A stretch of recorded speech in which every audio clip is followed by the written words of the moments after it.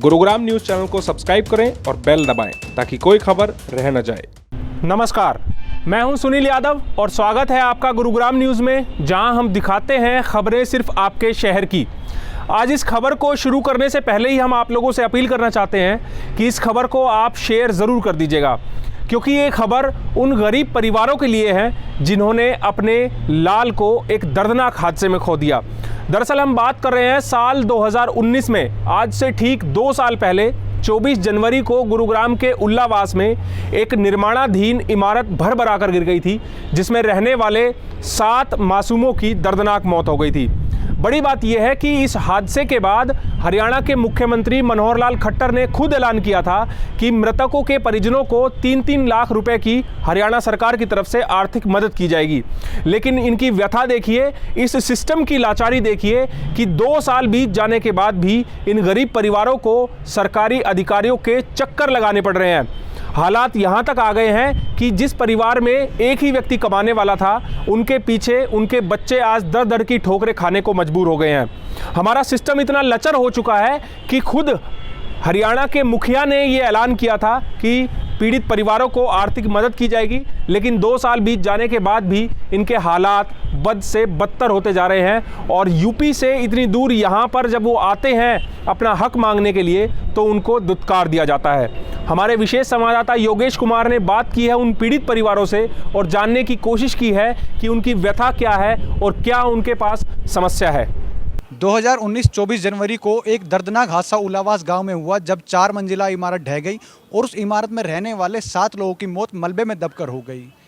मुख्यमंत्री साहब ने इस मामले में संज्ञान लेते हुए मृतकों के परिजनों को 3-3 लाख रुपए मुआवजा देने की बात कही, लेकिन वो ऐलान केवल ऐलान बनकर रह गया। आज 2 साल बीत चुके हैं और जो मृतकों के परिजन हैं वो लगातार सरकारी कार्यालयों के चक्कर काट रहे हैं। हालात इतने बदतर हो चुके हैं कि अधिकारी इनकी सुनने को तैयार नहीं हैं।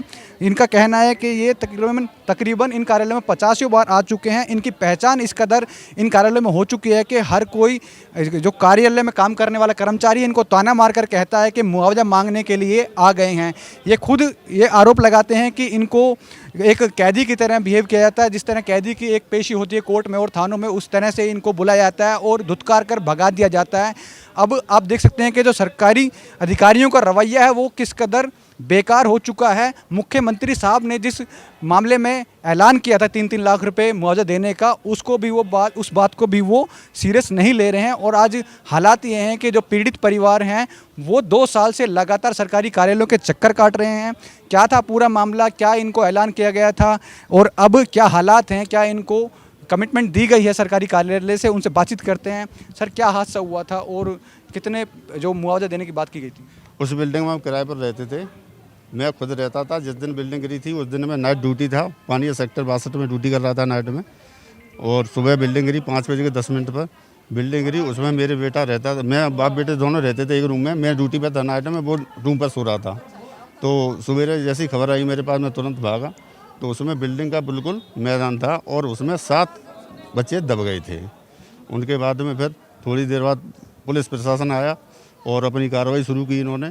तो शाम को 6 बजे तक 6 डेड बॉडी निकली। उसके बाद 9 बजे एक बॉडी निकली। 7 बॉडी निकली थी उसमें 7। और माननीय मुख्यमंत्री जी ने 3-3 लाख रुपए की घोषणा की थी अतिशीघ्र देने की। वो आज तक 2 साल हो गई हमको, 2 साल में अतिशीघ्र अभी नहीं हुआ है। शायद हो सकता है 5 साल 4 साल 3 साल अभी और आना जाना पड़ेगा। तो जिला प्रशासन ने किस तरह की मदद की अभी तक आपकी? अभी तक सर 1 रुपये की मदद नहीं की है किसी जगह पे। एक मदद ही जहाँ तक है कि हमसे कोई मिलना भी गवारा नहीं करते हैं। अगर हम कहीं जाएँ तो डॉक्टर की तरह नबज देख लेते हैं, जाइए आप। हमसे बात भी नहीं करते हैं सही तरीके से, न संतुष्टि देते हैं हमको। ठीक है आगे बढ़ा में डेट बढ़ा में और डेट करें, पर हमको थोड़ी संतुष्टि ऐसे दें जैसे कि हम आए हैं वैसे लौटें। कुछ नहीं, कोई मामला 1-2 बात करी जाइए, मैं देखता हूँ, मैं उनसे बात करता हूँ, इनसे बात करता हूँ, इसके अलावा कुछ नहीं हुआ। तो आज कुछ कागजात लेकर आप आए हैं? सर आए हम DC साहब के लिए ज्ञापन देने के लिए आए हैं और 4-5 दिन पहले भी आए थे, ज्ञापन पहले भी दे गए थे, आज फिर देने आए हैं। और कुछ लोग हैं, उनसे बातचीत करते हैं। आपका कौन था जो वहाँ पर मौजूद था उस वक्त, जो उस मलबे में दब गया था? मेरा पति कुलदीप, मैं उसकी पत्नी हूँ। मेरे 3 लड़कियाँ हैं। मुझे 1 रुपया कोई कमा के देने वाला नहीं है मेरे घर पे।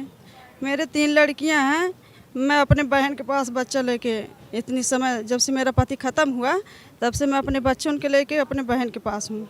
मेरे घर पे कोई कमाने वाला नहीं है और मैं यहाँ 2 साल से जब से घटना हुआ सरकार ऐलान ने किया था 3-3 लाख रुपया मुआवजा देने के लिए।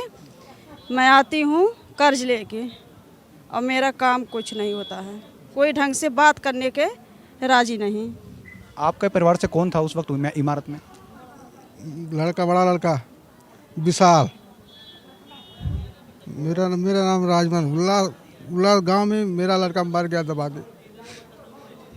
अधिकारी क्या कहते हैं आपसे जब मुआवजे की बात करने के लिए आप आते हैं? अधिकारी कहते हैं हटो हटो पीछे हटो, डांट के भगा देते हैं। यहाँ आने पे डीसी से मिलने नहीं देते हैं। ये वो लोग हैं जो आज डीसी के पास ज्ञापन सौंपने के लिए आए हैं, जो अपनी मांग कर रहे हैं कि जो मुख्यमंत्री साहब ने ऐलान किया था 2-2 लाख रुपये 3-3 लाख रुपये मुआवजा देने का, और हालात इतने बदतर हो चुके हैं, सरकारी अधिकारियों का रवैया ये रहा है कि अब इनसे बातचीत करने के लिए भी तैयार नहीं है। आपने फिल्मों में और नाटकों में किस्सा सुना होगा कि सरकारी अधिकारी जो होते हैं वो काम करने को राज़ी नहीं होते हैं, लेकिन यहाँ पर हकीकत आपको साफ नज़र आ सकती है कि मुख्यमंत्री साहब के ऐलान होने के बावजूद इन कार्यों में इतना ढीलापन है, तो जो दूसरे कार्य होंगे या फिर जो दूसरी शिकायत होंगी उनमें किस तरह का काम होता होगा, आप इस बात से अंदाज़ा लगा सकते हैं। कैमरामैन मोनू के साथ योगेश कुमार, गुरुग्राम न्यूज़। इस खबर को देखकर आप लोग अंदाज़ा लगा सकते हैं कि जब प्रदेश के मुखिया ने मुआवजे का ऐलान किया था तो सबको ये उम्मीद थी कि पीड़ित परिवारों को मदद ज़रूर मिलेगी, लेकिन आज 2 साल बीत जाने के बाद भी इन परिवारों की हालत बद से बदतर हो चुकी है। आपसे अपील करेंगे कि इस वीडियो को इतना शेयर कीजिएगा ताकि इस बहरे सिस्टम तक ये आवाज़ पहुंच सके और कोशिश हो कि इन पीड़ित परिवारों की मदद की जा सके, ताकि इनके जो चाहने वाले थे वो तो इस दुनिया से चले गए, लेकिन इनका दुख किसी हद तक कम हो सके। आपको हमारी खबर कैसी लगी, इस खबर के बारे में कमेंट करके अपनी राय ज़रूर दीजिएगा, और फिर बार बार आप लोगों से यह अपील करेंगे कि इस वीडियो को आप लोग शेयर ज़रूर कीजिएगा। नमस्कार।